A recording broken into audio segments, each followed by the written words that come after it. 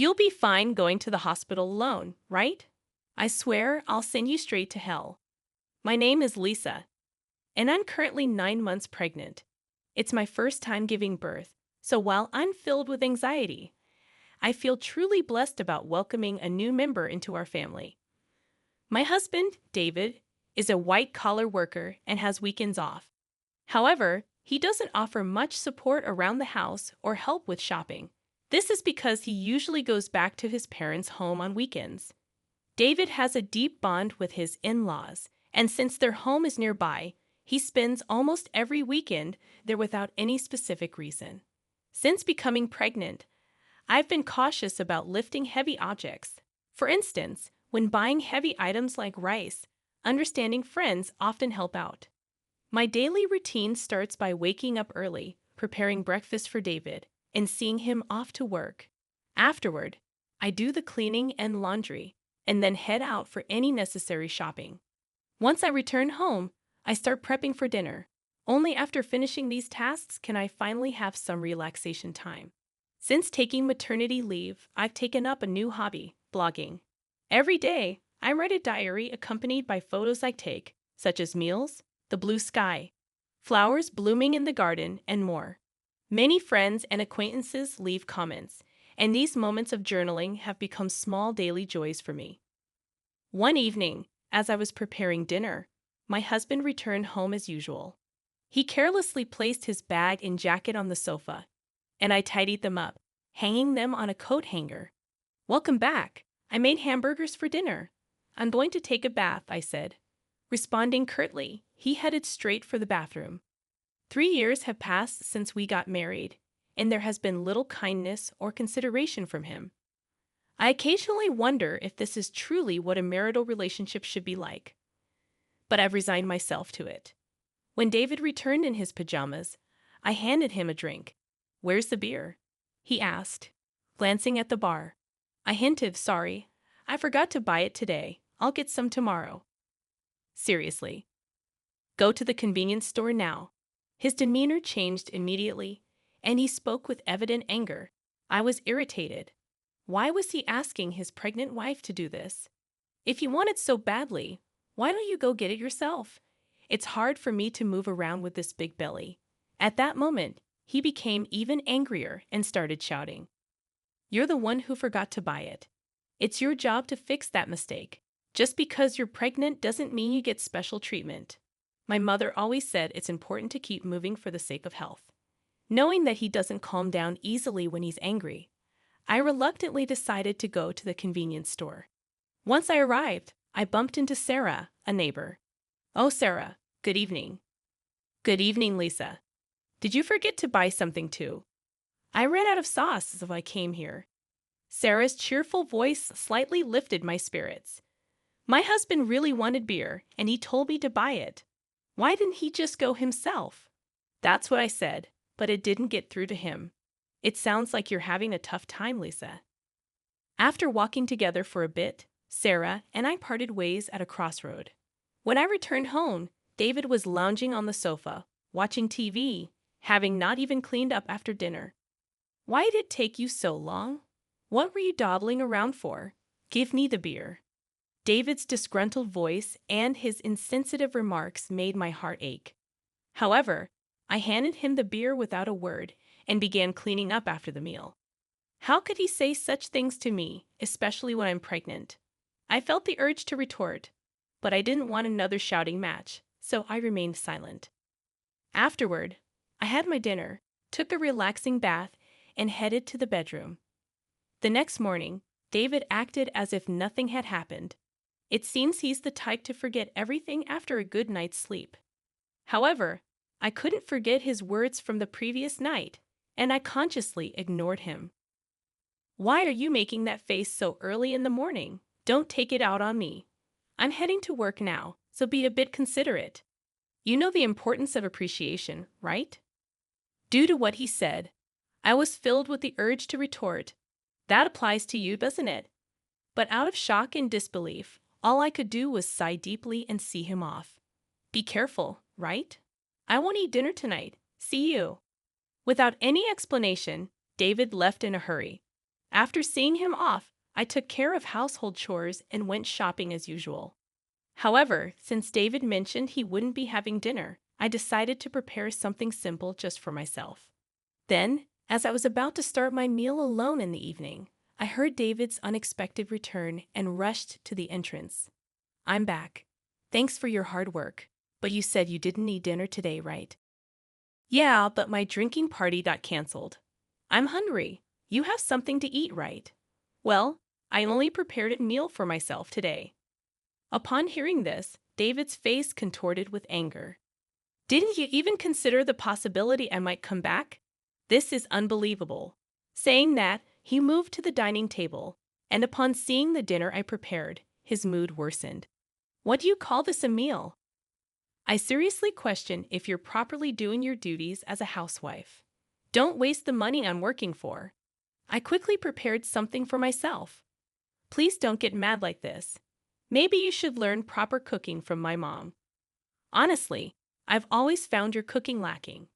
Again, he always compares me to his mother. Doesn't he realize how hurtful these comparisons can be? "I can't eat this. Go buy something." Hearing this, my heart sank further. What does he think of me? It's already night, and I've taken a bath. Can't you go buy it yourself? Forget it. You forgot to buy beer yesterday, didn't prepare dinner today. It's so frustrating. "I'm going back to my parents' place." David stormed out and left alone in the house.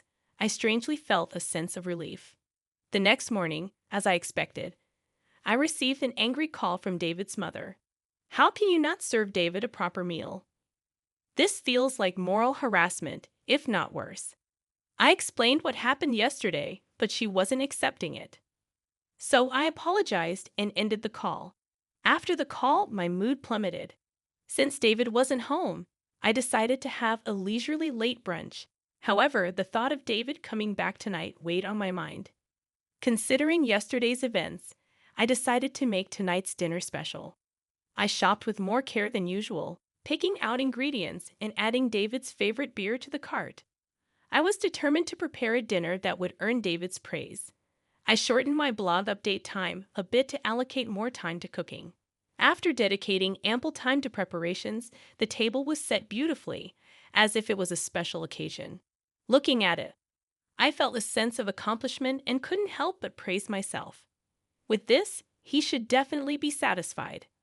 I waited patiently in the dining room for David to come home, but as time passed, there was no sign of him.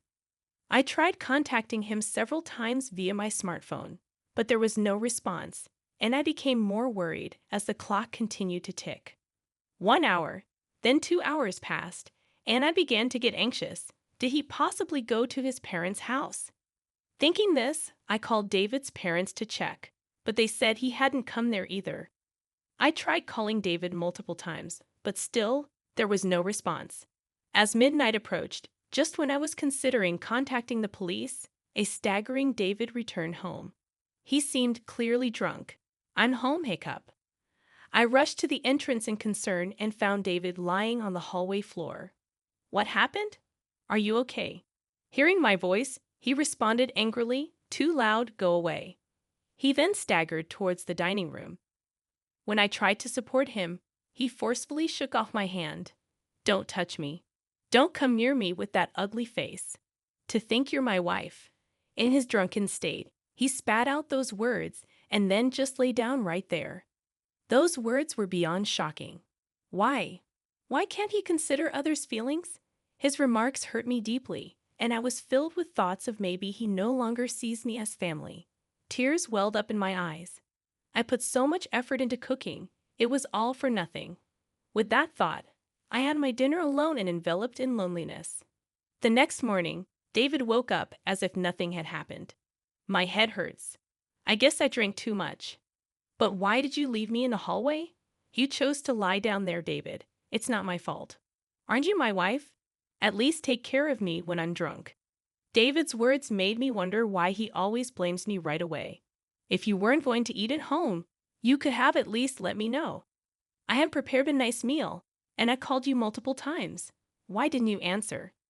Then David replied nonchalantly, "My drinking party from the day before got rescheduled to yesterday." Do I have to report everything? Besides, you know how hard it is to pick up the phone during a gathering. Think about my situation. With every word David said, my heart got colder and my expectations of him diminished. That way, I won't feel hurt or disappointed anymore. This thought lingered in my mind that I'm taking a break and going back to my parents' home tomorrow. Being with you lately feels unpleasant and boring. Seeing David's attitude of looking down on me made me increasingly consider the option of divorce. Our baby is due soon, and my heart races in anticipation. Even though I've heard stories about the pains of labor from friends, my excitement to meet the new life inside me overshadows those concerns. The neighbors often encourage me with words like, "It's just a little while longer," which brightens my mood. "Hey, want to go on a family trip soon after David returned home?" He made a surprising suggestion. "Really? But I'm talking about a family trip. My mom and dad want to join." I was taken aback. Why would parents make such a proposal? Tensions exist between me and David's parents whenever there's an issue concerning David. They tend to blame me, like the previous phone call incident. However, the sudden idea of a trip left me doubtful. I'm about to give birth soon, and traveling a long distance might be a bit risky. David replied, "How many times do I have to tell you? Just because you're pregnant doesn't mean you're sick. My parents are thoughtfully inviting us. But what if something happens? It'll be fine. Everything's already decided. We'll go for 2 nights and 3 days next week." What? Next week is my due date. That's a bit. Just do as you're told. Prepare for the trip. End of discussion. David just expressed his opinion and then left the room. I'm in trouble now, I thought to myself. The next day, I sought advice from a close friend and explained the situation. She was concerned and said, "That's a bit too much." While I was contemplating how to decline the offer, the day of the trip suddenly arrived. "Actually, I'm not feeling well today. I'm worried about the baby, so I'm going to rest at home." I tried to use that as an excuse, but David didn't seem convinced. "Anyway, you can just rest in the car, and you'll be fine, right? Come on, bring the luggage. We're heading to my parents' house, so hurry up." As we headed to the car, I was worried and asked, "Is this really okay?" After loading our luggage into the car and sitting in the passenger seat, I felt warmth at my feet. Looking down, I noticed water spreading around them. "Oh my water broke." I immediately informed David. "David, I think my water just broke. Please take me to the hospital quickly." Taken aback by the situation, David exclaimed, "Are you serious?" "Yes, I'm serious. We need to go to the hospital now. The baby might be coming." While trying to clean up the water with a towel in the car, David suddenly opened the passenger door. "David, what are you doing? We need to go to the hospital. Get out, you're going to make a mess in the car." I was in complete shock. "What are you saying?" I said, "Get out. I need to clean the car." Then David forcefully pulled me out of the car. In this unbelievable situation, David said, "I can't believe this. We were supposed to be on a family trip. Just go to the hospital by yourself." I was too shocked to say anything as I called out to David, "Wait, how can you leave me here like this?" He drove away, leaving me behind. Feeling overwhelmed, I quickly dialed for an ambulance. When someone approached, asking, "Lisa, are you okay?" It was Sarah, looking concerned. Sarah immediately recognized my predicament and arranged for a special taxi, comforting me throughout. Grateful for her kindness, tears streamed down my face. Soon after, I safely arrived at the hospital, thanks to Sarah's help. On the way, she held my hand and cheered me up, staying by my side until I was taken to my room. While being transferred, I made a silent vow. I will make him pay for this. Even as labor pains grew, Sarah kept holding my hand. Furthermore, she contacted my parents, who soon arrived at the hospital and looked deeply concerned. Sarah whispered to them, "There's something I want to discuss." The three then left the room. As the labor pains intensified, my smartphone vibrated from a corner of the room. "Who is it?" I asked, and my parents responded with David's name. They looked displeased, but I took the call anyway. As soon as I answered, I heard a panicky David, "Help me." However, I was in no state or mood to converse with him and promptly ended the call. Despite my parents turning off my phone, David continued to send messages. As labor intensified, I was finally moved to the delivery room. After enduring the pain for some time, I finally heard my baby's cries. Exhausted, I saw my parents and Sarah standing before me with warm smiles. Relieved, I closed my eyes and rested. When I woke up after a few hours of sleep, I found myself lying in the hospital bed. Rubbing my eyes, I noticed my parents sitting next to me, their faces filled with concern. "Are you okay?" My mother asked gently, still feeling the weight of exhaustion. I couldn't muster the energy to sit up, while my father looked teary-eyed. My mother consoled him, saying, "The postpartum period can be exhausting." Witnessing this heartwarming scene, a smile formed on my face. "How's the baby?" I inquired. My parents informed me that the baby was undergoing some tests but would be back in the room soon. However, I noticed Sarah wasn't present. Responding to my unspoken question, my mother remarked, "Sarah left a little while ago." Thinking about how things might have turned out had Sarah not been there, a feeling of gratitude settled over me. I made a promise with my parents that after being discharged, I would visit Sarah to express my gratitude. Turning on my smartphone to inform my friends about the birth, I was met with an overwhelming number of missed calls, mostly from David.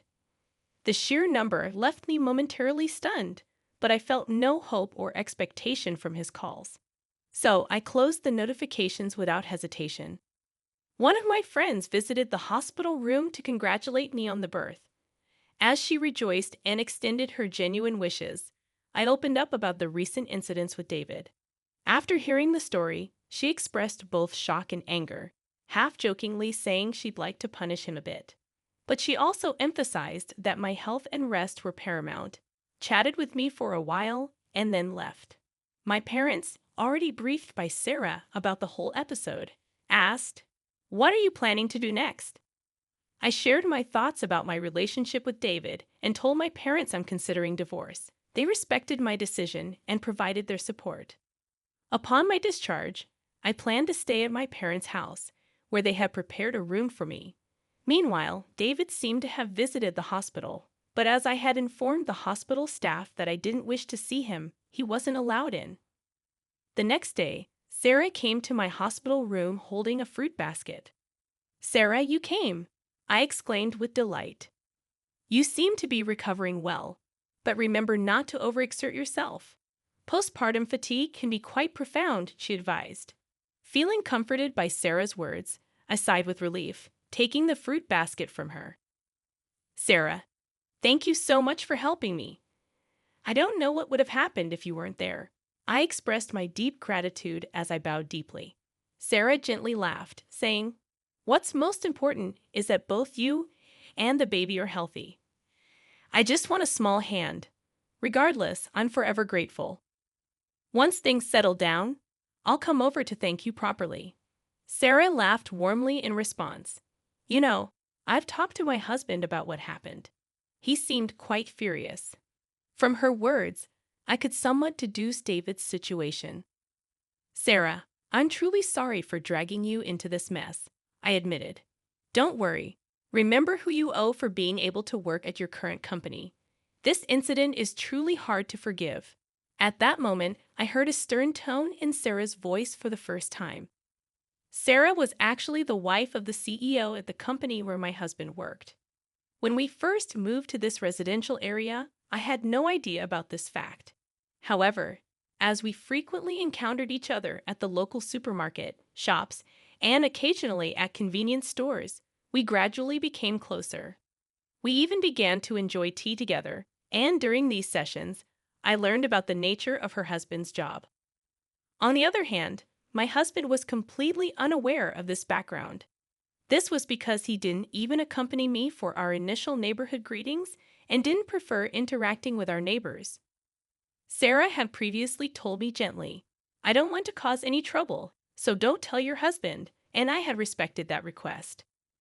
Knowing that I was pregnant and still being forced to endure my husband's unreasonable behavior, Sarah had several times suggested, "Should I talk to my husband about this?" However, I had always declined, not wanting to trouble her. But with this recent incident, perhaps even Sarah reached her limit. That's why my husband kept calling Sarah. "I really can't thank you enough for everything." Sarah's strong words made me realize how fortunate I was to have someone who'd go to such lengths for me. I couldn't help but tear up. Seeing my reaction, Sarah once again gave me a warm smile. "Lisa, you're a dear friend to me. I can't just stand by and watch when something like this happens to a friend." Our conversation was filled with heartfelt smiles. However, my husband's messages didn't stop despite the barrage of notifications. Online, I consciously ignored them all. Thinking about the divorce made my mind clear, and all I wanted was to think about how to live my life with my baby. As I was preparing to leave the hospital, a close friend visited my room, handing me her smartphone and saying, "I want you to see this." Displayed on her phone was a post that had become a major topic on a certain social media platform. When I asked what it was about, she informed me that she had posted about my husband's recent actions on social media. My friend had a significant influence on social media with a massive follower count. One day, she received a reply to one of her posts. The follower who replied had, by chance, captured a video of the scene where I was yelled at by my husband after being let out of the car. The follower, wanting to protect my privacy, blurred my face in the video and, with my friend's permission, shared it online. The video spread like wildfire, and as a result, personal details about my husband and even his company were identified. Currently, my husband seems to be under a barrage of criticism online. What? I had no idea it had escalated to this level. My friend, smiling gently, remarked, "Well, they brought it upon themselves, didn't they?" My husband's actions and their consequences were all a result of choices he made. Furthermore, when one of my husband's friends confronted him about the incident, he reportedly excused himself, saying, "I had a prior travel commitment with my parents that day, so I had no choice." Because of this statement, not only my husband, but also his parents began to face criticism online.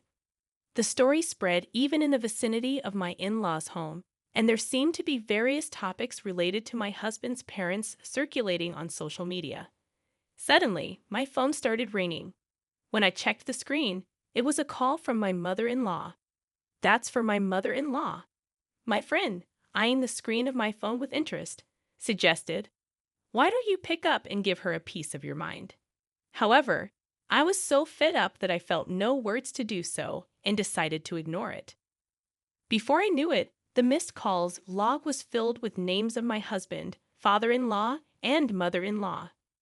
Ever since the incident was highlighted on social media, even the hospital staff seemed to be aware of my situation and started offering genuine support. Whether my husband or in-laws came to the hospital or called multiple times, the hospital staff didn't allow any contact with me. As my discharge date approached, I had one pressing worry: whether my husband and in-laws might be lurking outside the hospital. My parents reassured me, saying, "You have nothing to worry about." But the thought of my precious baby being in danger left me anxious.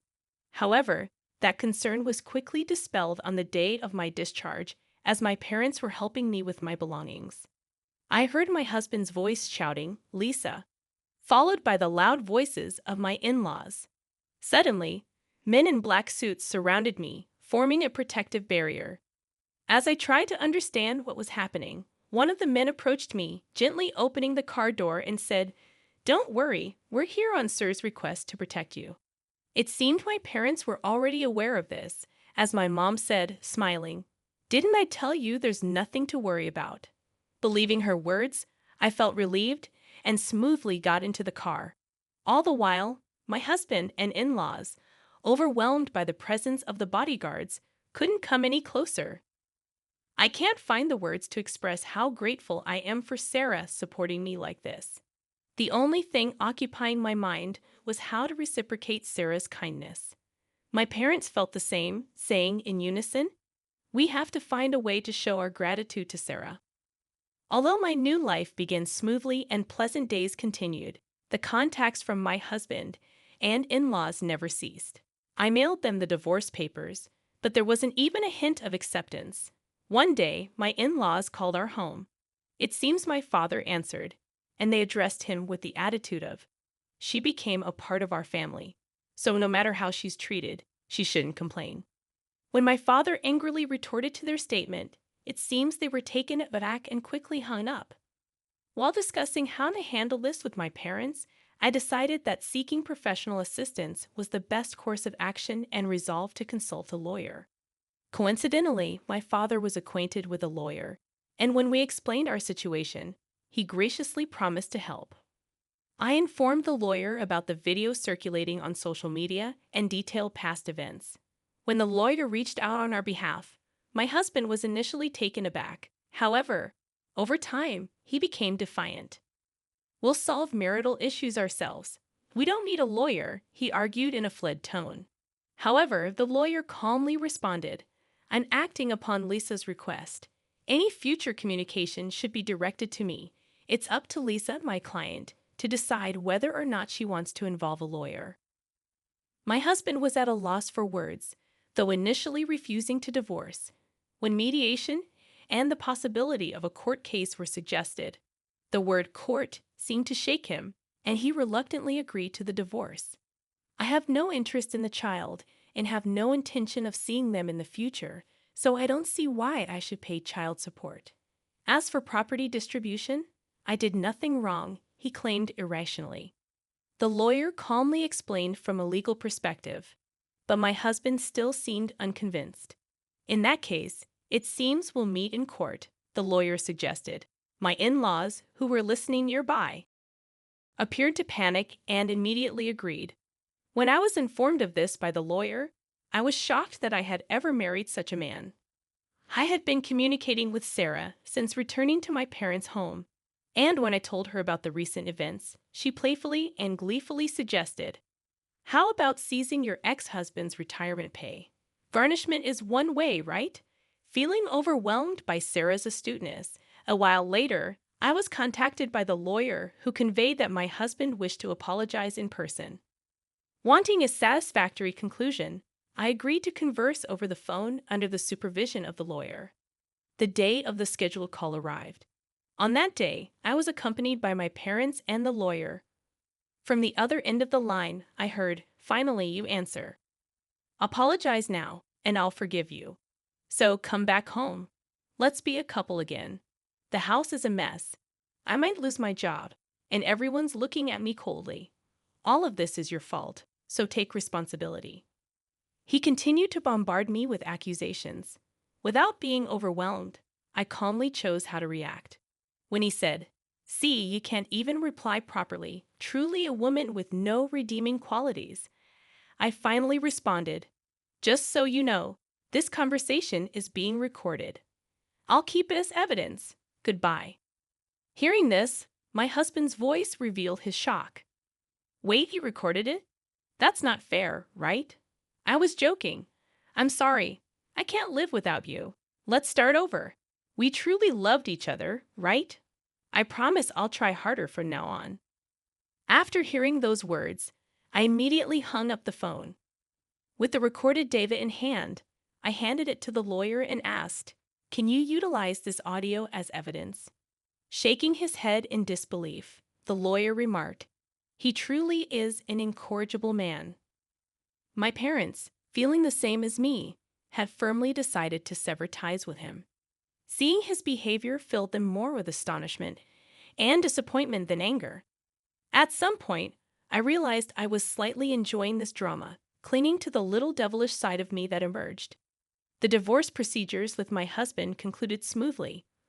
Both the property distribution and child support agreements went forward without a hitch, and the turmoil began to subside.